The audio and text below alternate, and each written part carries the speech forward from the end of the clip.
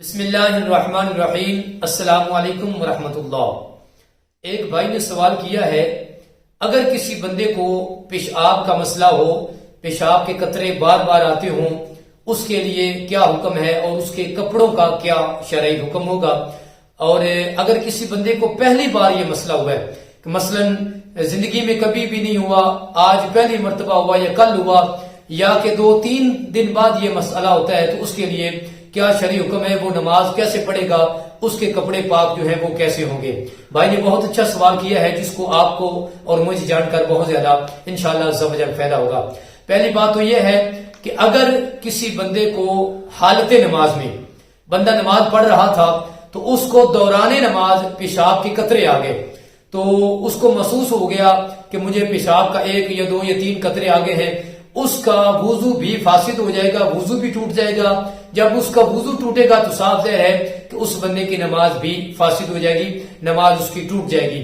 اگر کسی بندے کو پہلی بار یہ مسئلہ ہوا ہے، مثلا زندگی میں کبھی بھی نہیں ہوا تھا، اگر پہلی مرتبہ یہ مسئلہ ہوا ہے تو اس کے لیے یہ ہے کہ اس کا وضو بھی ختم ہے اور اس کی نماز بھی ختم ہے۔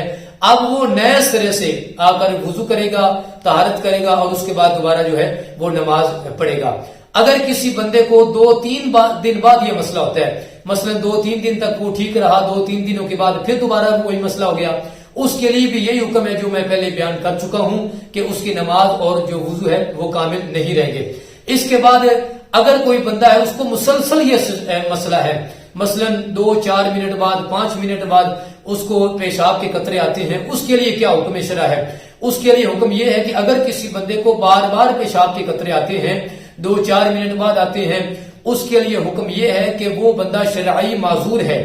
اس کے لیے یہ ہے کہ وہ نماز پڑھے، اور نماز وضو کرے، وضو کر کے وہ جتنے دیر جو ہے نا وہ باوضو رہ سکتا ہے، وہ اپنی نماز جو ہے پڑھ سکتا ہے۔ اس کے لیے کوئی ایسا مسئلہ نہیں ہے، ایک نماز کے وقت میں وہ جتنی چاہے نمازیں پڑھ سکتا ہے۔ مثلا وہ ظہر کے وقت آئے، اس میں جتنی چاہے وہ نمازیں پڑھ سکتا ہے، اگلی نماز کا وقت شروع ہونے سے پہلے وہ ایک شرعی معذور ہے، اس کے لیے جو ہے شریعت نے وہ آسانی رکھی ہے، اس کے لیے کوئی ایسا مسئلہ نہیں ہے۔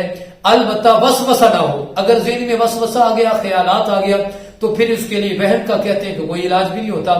اس لیے اگر بار بار پیشاب کے قطرے آتے ہیں تو وہ ایک شرعی معذور ہے، وہ اپنی نماز جو ہے وہ پڑھ سکتا ہے۔